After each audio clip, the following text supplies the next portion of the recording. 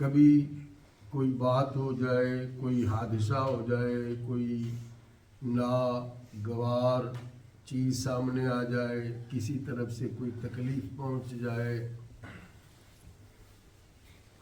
تو ہم اکثر کہہ دیتے ہیں زمانے کی ستم ظریفی ہے، زمانہ بہت برا آ گیا ہے، اچھے زمانے چلے گئے، برے زمانے آ گئے۔ کچھ لوگ تو اس سے آگے بڑھ کے یوں بھی کہتے ہیں ظلم خدا کا، اندھیر خدا کا، معاذ اللہ ہے ثم معاذ اللہ۔ یہ الفاظ ان میں سے کچھ تو کفریہ الفاظ ہیں اور کچھ انتہائی شدید گناہ کبیرہ ہیں۔ حضور سرور عالم صلی اللہ تعالی علیہ وسلم کے صحابی حضرت ابو ہریرہ رضی اللہ تعالی عنہ آپ فرماتے ہیں کہ رسول پاک علیہ الصلوۃ والسلام نے فرمایا، یہ حدیث بخاری اور مسلم میں ہے، سرکار دو عالم علیہ السلام نے فرمایا،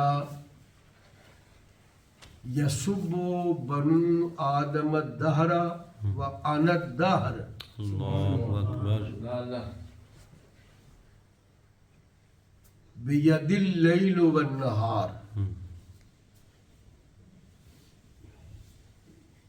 ابن آدم کی اولاد انسان زمانے کو گالیاں دیتا ہے، زمانے کو برا کہتا ہے، حالانکہ زمانہ تو میں خود ہوں۔ یعنی حضور علیہ الصلوۃ والسلام کی زبان پر اللہ تبارک و تعالیٰ فرماتا ہے کہ انسان کے بچے زمانے کو برا کہتے ہیں، زمانے کو گالی دیتے ہیں، کوئی مسئلہ ہو جائے، کوئی تکلیف آ جائے، کوئی پریشانی آ جائے، کسی عزیز کی طرف سے، کسی دشمن کی طرف سے، کسی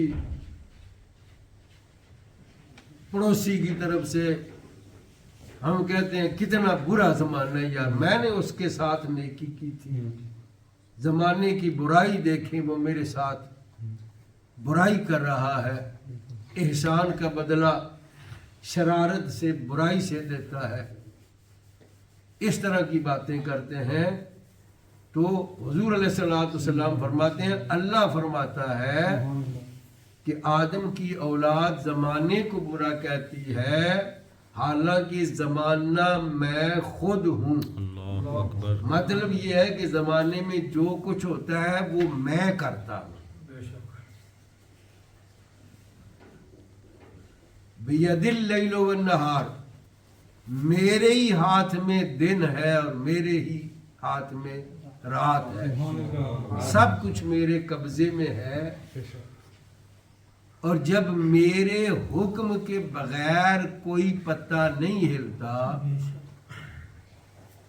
زمانہ چلانے والا میں ہوں، جب تم زمانے کو گالی دو گے، برا کہو گے، تو زمانہ خود بخود تو کچھ بھی نہیں، زمانہ تو کچھ نہیں کر سکتا، زمانہ تو وقت کا نام ہے، اور وقت ایسی چیز نہیں ہے جو آنکھوں سے دیکھی جا سکے، ہاتھوں سے مس کر کے اس کو محسوس کیا جا سکے۔ تو وہ سارے کام تو میں کرتا ہوں، جب تم اس کو برا کہتے ہو تو گویا اس میں جو کچھ ہوتا ہے اس کرنے والے کو برا کہتے ہو، اور وہ میں ہوں، رات کو عدلتا بدلتا میں ہوں، بڑا چھوٹا میں کرتا ہوں، سورج کو طلوع کرنا پھر غروب کرنا یہ میرا کام ہے، اور اس کی منزلیں طے کرنا یہ بھی میرا کام ہے۔ میں جب چاہتا ہوں، میری مرضی کے بغیر کبھی تم نے دیکھا سورج کوئی 1-2 منٹ پہلے ڈوب گیا ہو یا 1-2 منٹ پہلے طلوع ہو گیا ہو؟ کیوں؟ اس لیے کہ وہ تو میرے ہاتھ میں ہے. میں جب حکم دیتا ہوں وہ نکلتا ہے، میں جب حکم دیتا ہوں غروب ہو جاتا ہوں. اسی طرح سے زمانے کی ہر چیز ہے، وقت ہے، ہوائیں ہیں، فضائیں ہیں، پانی ہے، جو بھی چیز ہے وہ سب میرے حکم سے چلتی ہے. تو زمانے کو برا کہتے ہو تو گویا تم مجھے برا کہتے ہو، مجھے گالی دیتے ہو. ایک اور بخاری مسلم کی ہی حدیث میں سرکار فرماتے ہیں، اللہ فرماتا ہے اقلب لیلہ ونہارہ وَإِذَا شِئْتُ قَبَضْتُهَا، اللہ کہ زمانے کے دن رات کو میں تبدیل کرتا ہوں. سبحان اللہ، بے شک. ان کو ایک دوسرے کے پیچھے میں لاتا ہوں. دن اور رات میں جو واقعات، جو سانحات، جو حالات ہوتے ہیں وہ میں پیدا کرتا ہوں. اور جب میں چاہوں گا زمینوں آسمانوں کو لپیٹ کے رکھ لوں گا. میرے ہاتھ میں ہے، میں جو چاہوں وہ کرتا ہوں. تو ان دونوں حدیثوں کا مطلب یہ ہے کہ ہم بے خبری میں جہالت کی وجہ سے زمانے کو برا کہتے ہیں. عام طور پر ہر محفل میں آپ کو ایسے بندے ضرور ملیں گے، زمانہ بڑا پیڑا ہو گیا جی، زمانہ ہی بڑا برا آ گیا. یہ الفاظ کہتے اکثر لوگ ملتے ہیں اور انہیں یہ معلوم ہی نہیں ہے کہ بات زمانے کی نہیں ہے. ہاں یہ ہم کہہ سکتے ہیں زمانہ تو اللہ ہے، یعنی اللہ کی دست قدرت میں ہے. زمانہ اچھا ہے اور یہ وہی زمانہ ہے، لیکن لوگ اچھے نہیں رہے، ہم اچھے نہیں رہے. اور اکثر تو ہمارے کہنے کو تو یہ ہوتا ہے کہ میں اچھا ہوں دوسرے اچھے نہیں ہیں. جب ہم یہ کہتے ہیں لوگ اچھے نہیں رہے تو اس کا ہم مطلب یہی لیتے ہیں، کہیں یا نہ کہیں مقصود کہنے والے کا یہی ہوتا ہے کہ بھئی میں تو اچھا ہوں باقی لوگ اچھے نہیں ہیں. یہ بھی غلط ہے. جس طرح کے باقی لوگ ہو گئے ہیں اسی طرح کے ہم بھی ہو گئے. برائیاں جس طرح دوسرے لوگوں میں صلاحیت کر گئی ہیں اسی طرح سے ہمارے اندر بھی ہے. اور یہ بات کئی دفعہ عرض کی گئی کہ اگر ہم اپنے آپ کو سنوار لیں، درست کر لیں، اچھا کر لیں،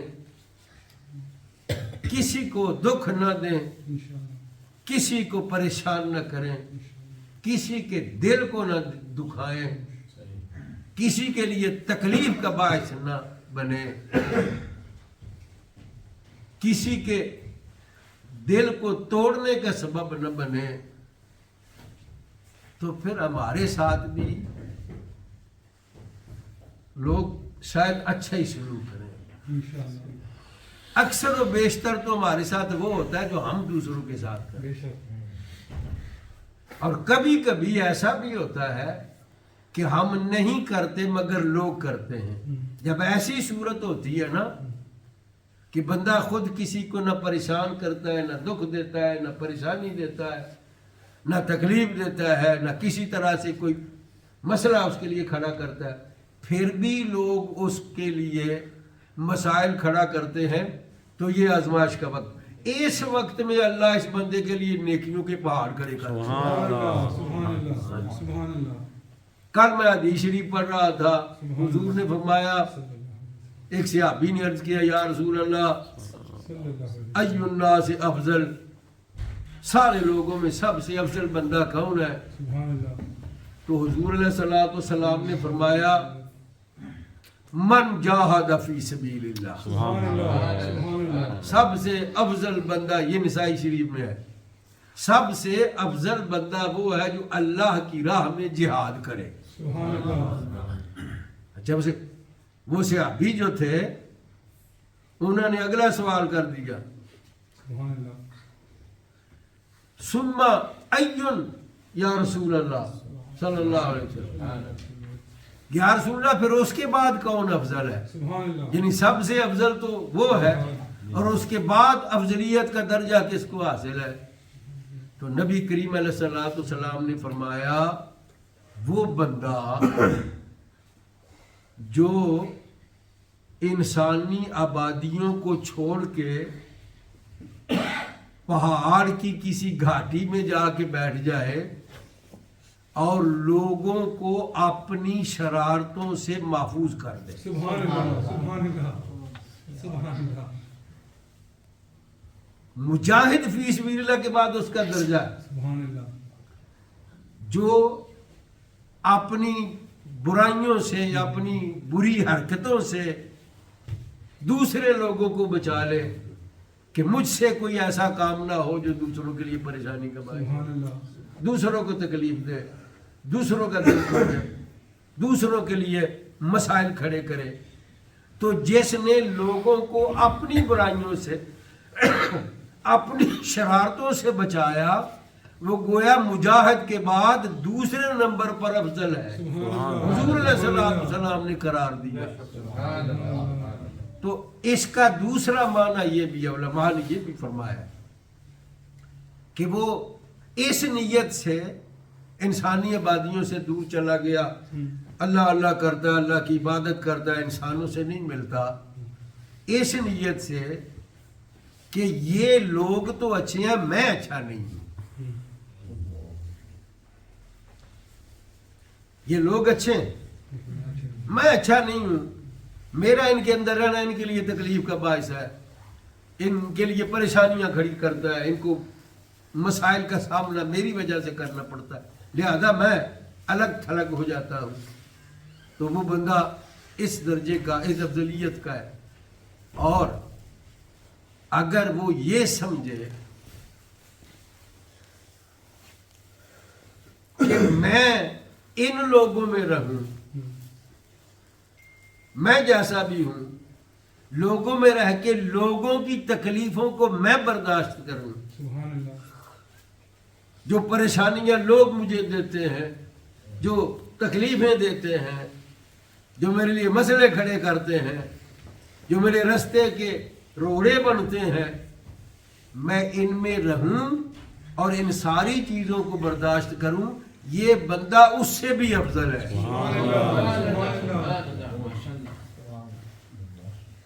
دوسرے لوگوں کی تکالیف کو اٹھانا، برداشت کرنا اور ان کو تکلیف نہ دینا، ان کی تکلیفوں پر صبر سے کام لینا. ان اللہ مع الصابرین، تو قرآن کا فیصلہ ہے. حضرت غالباً جنید بغدادی رحمۃ اللہ تعالی علیہ کا میں نے پڑھا، جنید بغدادی ہیں یا بایزید بستامی، ٹھیک سے اب تعین اس وقت میرے ذہن میں نہیں ہے. ان سے کسی نے کہا جی فلانا آدمی جو ہے وہ آپ کو بہت برا بھلا کہتا ہے، وہ آپ کی بڑی غیبت کرتا ہے، برائی کرتا ہے، آپ کو اچھا نہیں سمجھتا، آپ کے لیے بڑے نازیبہ کلمات کہتا ہے. تو آپ نے فرمایا ٹھیک ہے، تم ایسا کرو، بازار جا کے ایک مٹھائی کا ٹوکرا خرید کے لاؤ. وہ لے آیا، تو فرمایا کہ جا کے یہ مٹھائی اس کو دے کے آؤ، وہ جس نے بتایا تھا کہ یہ فلانا آدمی اچھا نہیں آپ کو کہتا. تو فرمایا اس کو دے. وہ کہنے لگا حضرت وہ تو آپ کو گالیاں دیتا ہے، برا کہتا ہے، مذمت کرتا ہے، آپ اس کو مٹھائی بھیج رہے ہیں. فرمایا اللہ کے بندے تجھے معلوم نہیں وہ جتنا مجھے برا کہتا ہے اتنا ہی میری نیکیوں میں اضافہ ہوتا ہے، اور میرے گناہ اتر اتر کے اس کے اعمال نامے میں داخل ہوتے ہیں. تو وہ تو میرے لیے محسن ہے. کہنے کا مطلب یہ ہے کہ اگر انسانوں میں رہ کے انسانوں کو تکلیف نہ دے، ان کے لیے اچھائی کرے، بھلائی کرے، ان کے لیے آرام کا، سکون کا سبب بنے اور ان کی تکلیفوں کو برداشت کرے، تو یہ بھی ایک بڑا مقام ہے۔ تو زمانے کو برا مت کہیے، زمانے کو گالی نہ دیجیے، اور یہ کہنا کہ برا زمانہ آ گیا، اب انہیر سائیں دا، ظلم خدا دا، یہ کفریہ کلمات ہیں۔ جس بندے کا تک یہ بات پہنچے اس کو توبہ کرنی چاہیے، آئندہ کے لیے ایسے الفاظ کا استعمال قطعاً بند کرنا چاہیے۔ اللہ ہمیں عمل کی توفیق عطا فرمائے۔